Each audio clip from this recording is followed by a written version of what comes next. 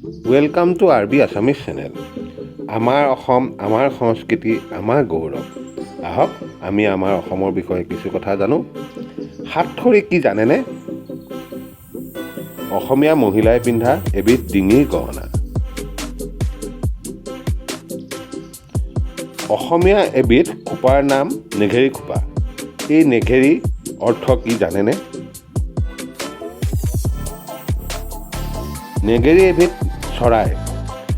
খোপাৰ আকৃতি এই চৰাই নেজৰ দৰে হয়, সেইকাৰণে নেঘেৰী খোপা বুলি কোৱা হয়। জাংফাই কি জানেনে?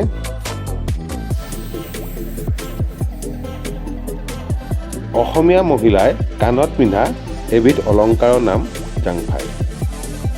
চেনেলটো ছাবস্ক্ৰাইব কৰি ৰাখিব।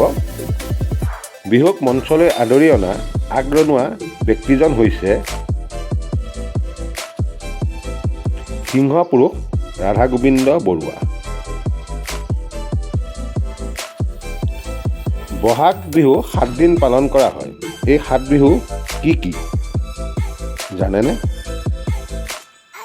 এই 7 বিহু হৈছে গৰু বিহু, মানুহ বিহু, গোসাঁই বিহু, কাঠৰ বিহু, নাঙলৰ বিহু, ঘৰচীয়া জীৱ জন্তু বিহু আৰু চেৰা বিহু। চুৰিয়া আগফালে কুচাই থোৱা অংশ কি বোলে জানেনে?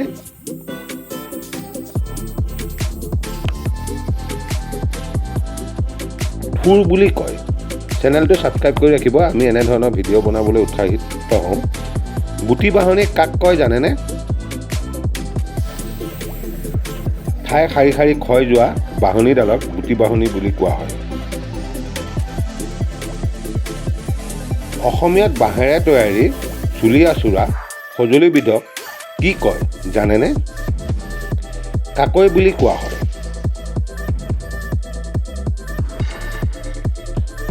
অসমৰ বিভিন্ন জনগোষ্ঠীয়ে পালন কৰা বিভিন্ন উৎসৱৰ বিষয়ে জানো আহক। বড়োসকলৰ বৈশাগু আৰু খেৰাই পূজা, মিচিংসকলৰ আলি আই লিংগাং, কাৰ্বিসকলৰ চামাং কান,